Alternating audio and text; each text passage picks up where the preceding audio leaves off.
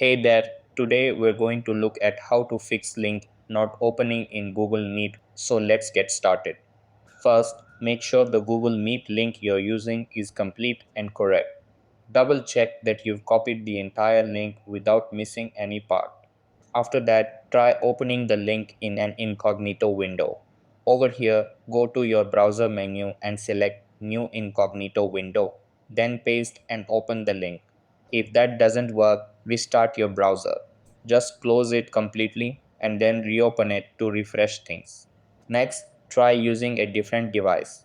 If the link works there, the issue might be with your original device's settings. Then clear your browser's cache and cookies.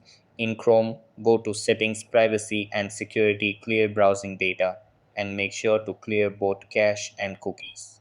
And that wraps it up. Appreciate you watching. See you in the next